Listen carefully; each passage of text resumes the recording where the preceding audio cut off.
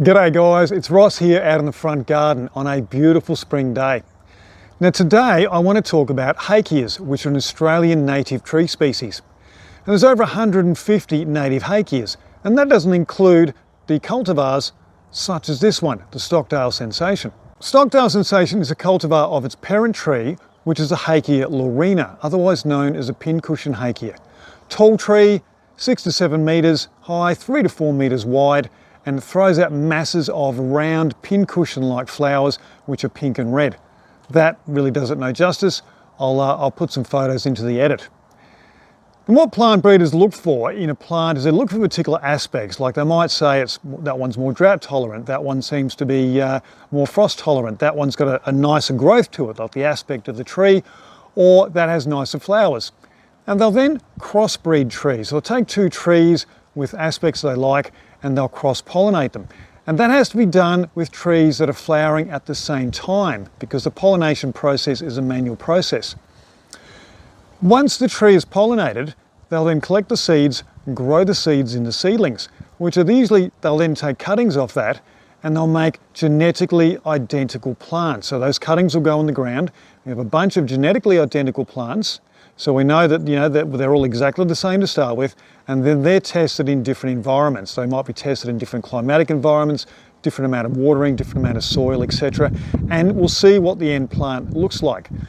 And if they're successful, they then get to register the plant and name it. So whoever did Stockdale Sensation, whoever invented it, came up with something that's got a lot of the really good aspects of its parent, but a couple of things that actually make it perfect for my front yard.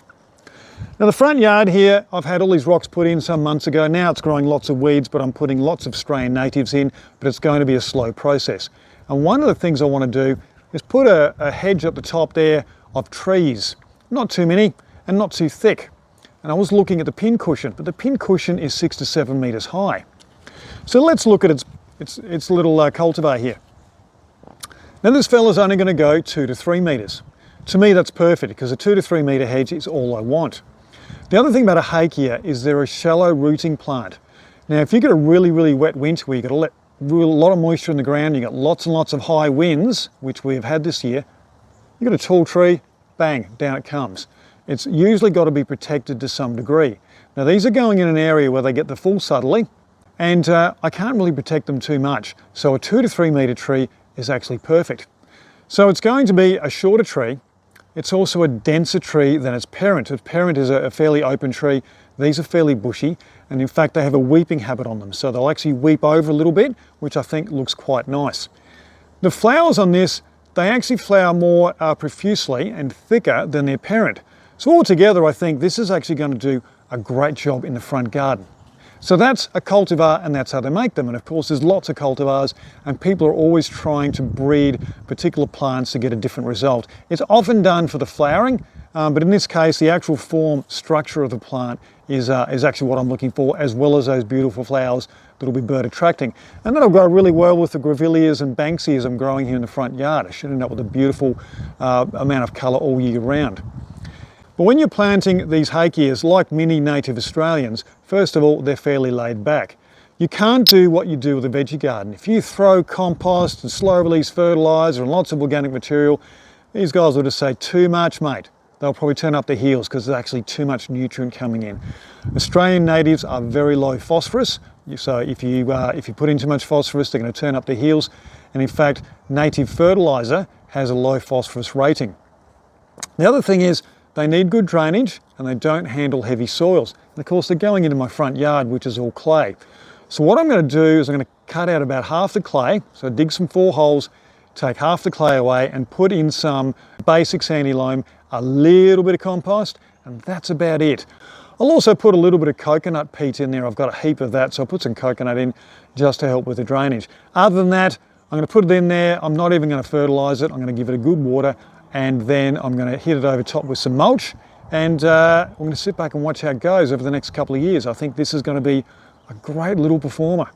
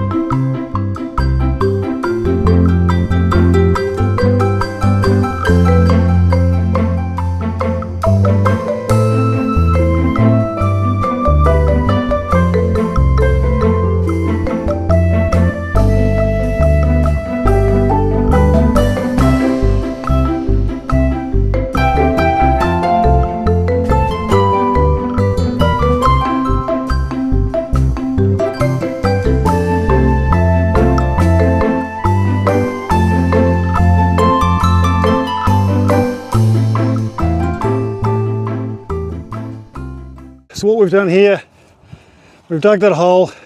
It's actually a few times bigger. Normally you wouldn't have much bigger than maybe 2 to 3 times the width. This is probably 4 times the width of the pot. Probably a little bit big, but I wanted to make sure that I got plenty of clay out.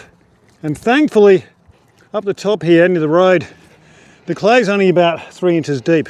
So I was actually able to take most of that off, and what's underneath is pretty good quality dirt. You saw I put a little bit of compost and coconut peat in, and then I've put in this lime which also has a little bit of compost through it as well. So I'm just going to put the plant straight in here.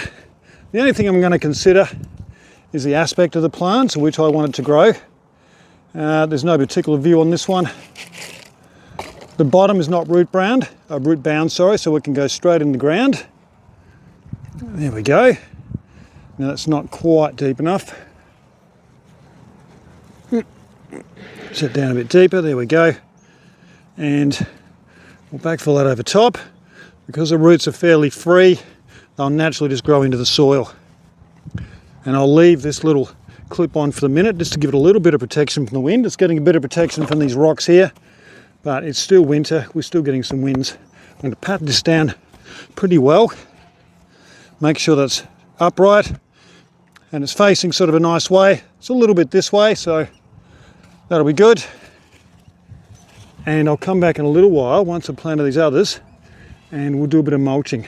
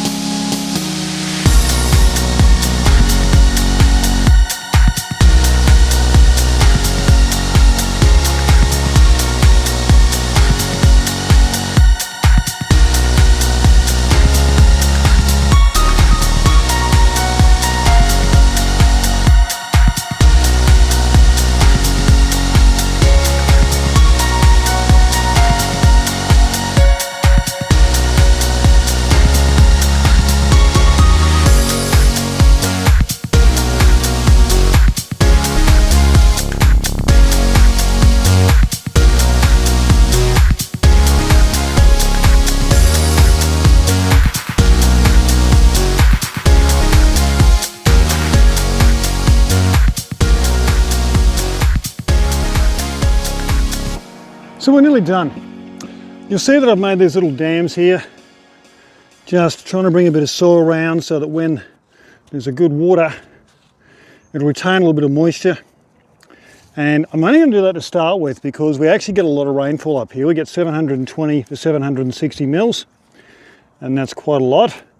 But while this tree's establishing, especially as we've got summer coming, let's pull that grass out there, then I just want to make sure that it's going to retain some water. I've cleared most of the weeds out. They're going to keep growing. What I'm going to do now is just mulch this area because mulch isn't on my budget this week, but I've got a wheelbarrow's full, so at least you can see what it looks like. And the last thing to do is give it a drink and then let it get to the sunshine and the goodness.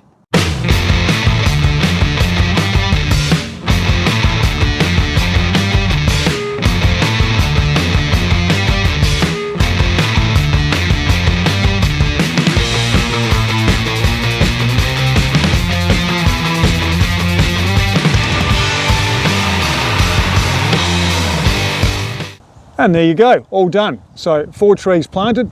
Now you know how to make a Hakea cultivar and what they are. And you can go out there a little bit more informed when you're looking for an Australian native tree to stick somewhere on your property. Guys, I've mulched this. I've used up all my mulch. I'll mulch the rest when I get a chance. I've got a bit more planting to do anyway, so that's okay.